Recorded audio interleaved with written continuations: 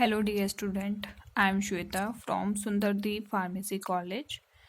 Today we will discuss the Unit Third. Unit Third को हम फिर से रिवाइज करते हैं. तो सबसे पहले इसका स्टार्टिंग करेंगे कोलिनर्जिक न्यूरोट्रांसमीटर्स. पहले तो देख लेते हैं इसमें क्या क्या टॉपिक स्टडी करने हैं हमने. कोलिनर्जिक न्यूरोट्रांसमीटर जिसमें biosynthesis and catabolism acetyl choline, cholinergic receptors जिसमें मस्कैर्निक एंड निकोटिनिक रिसेप्टर्स आते हैं और इनका डिस्ट्रीब्यूशन बॉडी में कहाँ कहाँ ये पाए जाते हैं. देन पैरासिम्पेथोमाइमेटिक एजेंट्स में SAR पढ़ना है इसका. इसमें क्लासिफिकेशन में आ जाएगा डायरेक्ट एक्टिंग जिसमें आपका acetyl choline, carbachol, bethanechol, methacholine and pilocarpine. Indirect acting में और आपका कोलिनेस्टरेज इनहिबिटर में जो कि रिवर्सिबल एंड इरिवर्सिबल होते हैं physostigmine, neostigmine, pyridostigmine, edrophonium chloride, tacrine hydrochloride, ambenonium chloride and isoflurophate. Then echothiophates iodide, parathion and malathion. Then cholinesterase inhibitor में आपका आता है, रीएक्टिवेटर में आता है आपका प्रालीडॉक्सिम क्लोराइड. ठीक है, ये तो हो गया आपका पैरासिम्पेथोमाइमेटिक एजेंट्स में. देन यूनिट थर्ड में आपका कोलिनर्जिक ब्लॉकिंग एजेंट, यानी कि जो पैरासिम्पेथेटिक एक्टिविटी को ब्लॉक कर देते हैं उनको कोलिनर्जिक ब्लॉकिंग एजेंट बोलते हैं. इसमें आपका SAR कोलिनोलाइटिक एजेंट, इसको पैरासिम्पेथोमाइमेटिक एजेंट को कोलिनर्जिक एजेंट भी बोलते हैं.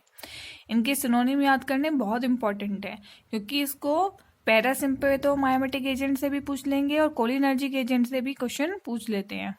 सोलेनियस एल्कलॉइड एंड एनालॉग्स आएंगे इसमें, जिसमें कि आपकी सोलेनियस प्लांट्स होंगे atropine, hyoscyamine, scopolamine hydrochloride, homatropine and ipratropium bromide. Ipratropium bromide की सिंथेसिस पढ़नी है हमें, जैसे कि यहाँ पे नियोस्टिगमीन की सिंथेसिस पढ़नी है, कार्बाकोल की पढ़नी है.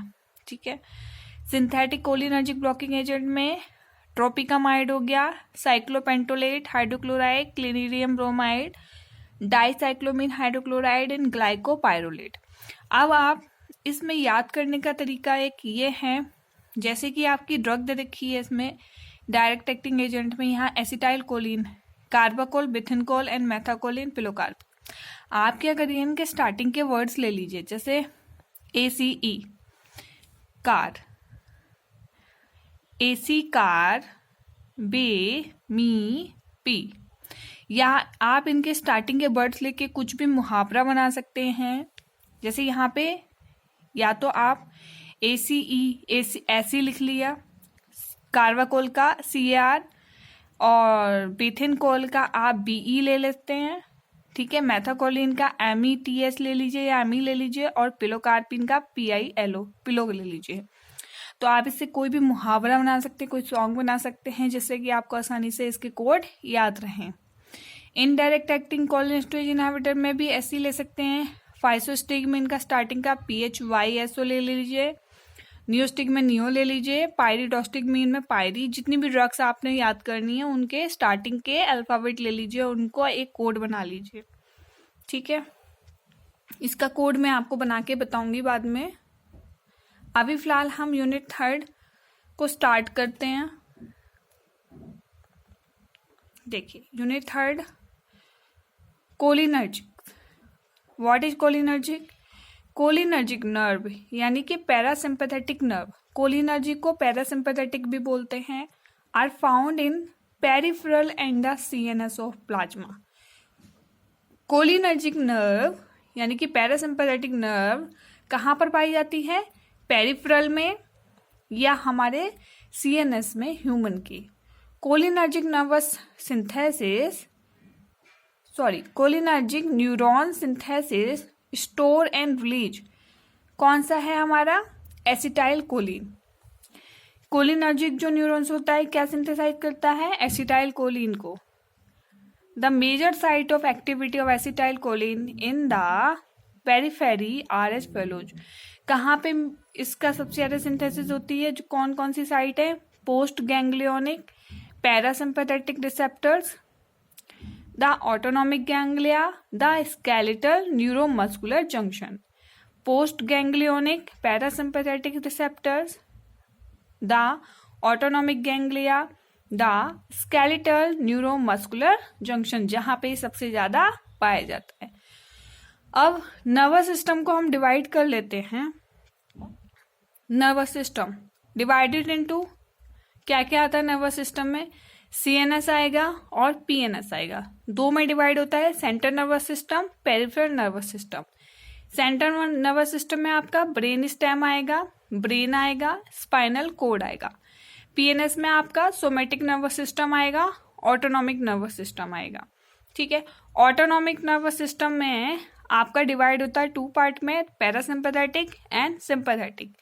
पैरासिम्पैथेटिक में आपका लाइटिक होता है और एक मायमेटिक होता है। लाइटिक वो होता है जो डिक्रीज कर देते हैं और मायमेटिक वो होता है जो बढ़ा देते हैं, यानी कि इनहेंस कर देते हैं।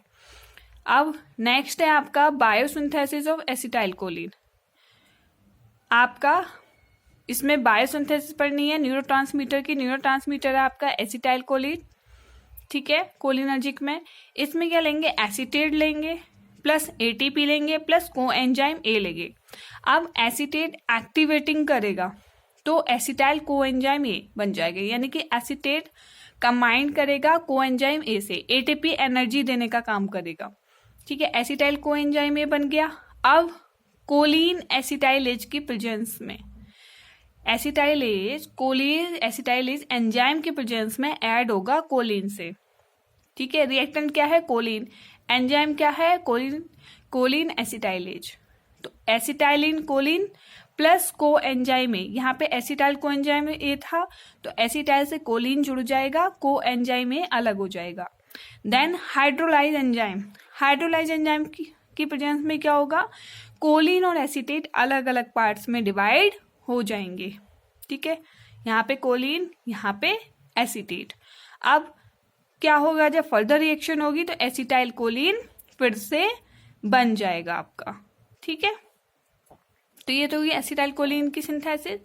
अब कैटाबॉलिज ऑफ एसिटाइल कोलिन। कैटाबॉलिज में क्या होगा, पायरूवेट एंजाइम, पायरूवेट है। पायरूवेट में क्या होगा, कॉम्प्लेक्स यानी कि पीएडी की प्रेजेंस में पायरूवेट क्या करेगा, एसिटाइल कोएंजाइम ए में और कोलिन में कन्वर्ट हो जाएगा। Acetyl choline coenzyme A plus choline में। अब कोलिन एसिटाइल ट्रांसफरेंस एंजाइम, इसका क्या शॉर्ट फॉर्म है, CAP। C मतलब कोलिन, A मतलब एसिटाइल और CAT और T मतलब ट्रांसफेरेज। ठीक है, अब क्या होगा, इसकी प्रेजेंस में एसिटाइल कोलिन बन जाएगा। Acetyl coenzyme A plus choline, तो एसिटाइल कोलिन बन गया, कोएंजाइम में निकल जाएगा। अब एसिटाइल कोलिन एस्टरेज एंजाइम की प्रेजेंस में क्या होगा, एसिटेट प्लस कोलिन में कन्वर्ट हो जाएगा। एसिटेट प्लस कोलिन फिर से किस में कन्वर्ट हो जाएंगे, acetyl coenzyme A plus choline में। किसके प्रेजेंस में, रिसेप्टर्स की और डाइट की वजह से। ठीक है, then acetyl choline is made from choline and acetyl coenzyme. हम इसको थ्योरेटिकल में लिख लेंगे, acetyl is made from choline and acetyl coenzyme A. In the कहाँ पे बनता है, in the synaptic cleft acetyl choline is rapidly broken down by the enzyme acetyl cholinesterase. ठीक है, choline is transported into the terminal and is used to make more acetylcholine. ठीक है, choline is transported into the axon terminal and is used to make more acetylcholine. ठीक है, structure देख लेते हैं, structure of acetylcholine. इसमें CH3CO, CH2, CH2, N, CH3, CH3, CH3, यानी कि इसमें क्वाटरनरी अमोनियम आयन है। N पे देखिए 3 CH3 यहाँ, 1 CH2 यहाँ, 4 मिथाइल हैं। ठीक है, एक एस्टर है इसमें, CH3COO क्या है, एस्टर। CH2 एक एथिलीन ब्रिज है इसमें।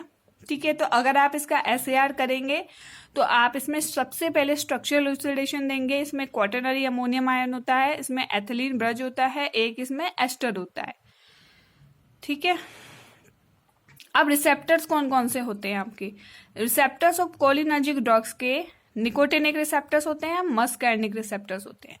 निकोटिनिक NN होते हैं जो हमारे न्यूरॉन्स में होते हैं, और NM जो हमारे मसल्स में, M for muscles, N for neurons.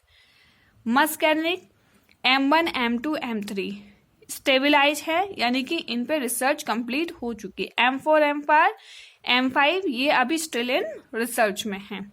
अब लोकेशन देख लीजिए इसकी, कहाँ कहाँ पर होते हैं receptor. M1 M2 M3 location autonomic ganglia, CNS and gastric gland. M2 SA node, AV node and atrium and ventricular. M3 visceral smooth muscle, muscles and exocrine gland. ठीक है, इसके बाद आपका एगोनिस्ट हो गया। एगोनिस्ट में आपका ऑक्जाट्रिमोरिन, मैथाकोलिन एंड बेथोकोलिन। एंटागोनिस्ट में आपका पाइपेरनजिपिन, मेथाट्रोमिन एंड आपका डेनिफेरासिन। ठीक है, तो ये तो हो गए आपके एगोनिस्ट एंड एंटागोनिस्ट। इसके बाद आपका जाता है nicotinic receptors.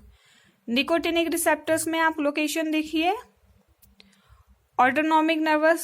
Autonomic ganglia, adrenal medulla and NM में न्यूरोमस्कुलर जंक्शन। एगोनिस्ट में निकोटिन एंड निकोटिन। NN और NM में दोनों में एगोनिस्ट होगा निकोटिन एंड निकोटिन। यहाँ पे एगोनिस्ट कौन सा था? मस्कुलर में ऑक्जाट्रिमोरिन एंड मैथाकोलिन एंड बेथाकोलिन। एंटागोनिस्ट क्या होगा निकोटिनिक में? हेक्सामेथोक्सिन एंड ट्यूबोकुरेराइन। एंटागोनिस्ट में हेक्सामेथोराइन एंड ट्यूबोकुरेराइन। ठीक है, देन अब इस पे आते हैं हम SAR में। SAR हो पैरासिम्पैथोमाइमेटिक एजेंट, यानी कि एसिटाइल कोलिन। इसमें देखिए आप एसिटाइल कोलिन, मैंने आपको पहले बताया था कि एसिटाइल ऑक्सी ग्रुप यानी कि एस्टर ग्रुप है, एक एथिलीन ब्रिज है और एक क्वाटरनरी अमोनियम आयन यानी 4 डिग्री अमोनियम आयन भी कहते हैं इसको, क्वाटरनरी को। तो हमने इसको A मान लिया, इसको B, इसको C। अब इसमें हम ABC करके देखते हैं मॉडिफिकेशन इन रिंग A। ठीक है, मॉडिफिकेशन इन रिंग में देखिए, जब क्वाटरनरी अमोनियम यानी 4 degree ammonium ion is essential for cholinergic effect at the drug. ये हमारे क्वाटरनरी अमोनियम आयन क्या करता है? असेंशियल होता है कोलिनर्जिक इफेक्ट के लिए, जैसे methacholine and carbachol. If N may be replaced यानी कि nitrogen may be replaced by isosters like oxygen and sulphur. अगर हम इस नाइट्रोजन को ऑक्सीजन या सल्फर से रिप्लेस कर देते हैं तो इसकी एक्टिविटी क्या होगी? कोलिनर्जिक एक्टिविटी डिक्रीज हो जाएगी। ठीक है, अब if the quaternary ammonium is converted into 3 degree 4 degree, यानी कि quaternary ammonium 4 degree ammonium ion को ये 3 डिग्री या 2 डिग्री में कन्वर्ट करेंगे, तब भी इसकी एक्टिविटी, ड्रग की एक्टिविटी कम हो जाएगी।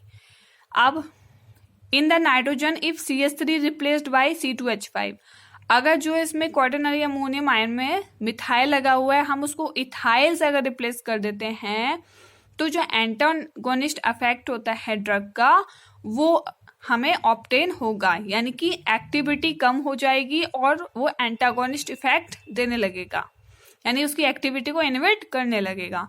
मॉडिफिकेशन ऑफ रिंग बी में क्या करते हैं हम? आइदर लेंथिंग और शॉर्टिंग द एथिलीन ब्रिज, यानी कि जो इथाइल है, जो मैंने इथाइल ग्रुप बताया था, उसमें अगर इथाइल ग्रुप की जगह हम उसको या तो बढ़ा दें या तो प्रोपाइल ब्यूटाइल कर दें या मिथाइल कर दें तो कोलिनर्जिक इफेक्ट डिक्रीज हो जाएगा। और if substitution on beta carbon is done the drug will be muscarinic receptor agonist. या इथाइल के बीटा कार्बन पे हम सब्स्टिट्यूशन कर दें, ठीक है, तो क्या होगा, उसका ड्रग का इफेक्ट कैसा आने लगेगा, मस्कैंडिक रिसेप्टर एगोनिस्ट आने लगेगा।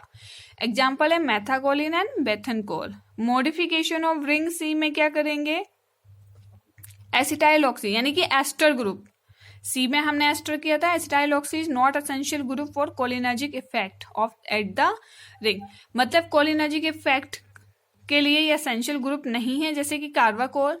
If acetoxy group is replaced by propyloxy और विटाइलॉक्सी, अगर हम एसिटाइलॉक्सी की जगह हम प्रोपाइलॉक्सी या विटाइलॉक्सी रिप्लेस कर देते हैं तो ड्रग की एक्टिविटी कैसी हो जाएगी, कम हो जाएगी, ठीक है। ये तो हो गया इसका ये तो हो गया SAR। आज हमने क्या स्टडी किया, इंट्रोडक्शन सबसे पहले तो, ठीक है, कोलिनर्जी का इंट्रोडक्शन।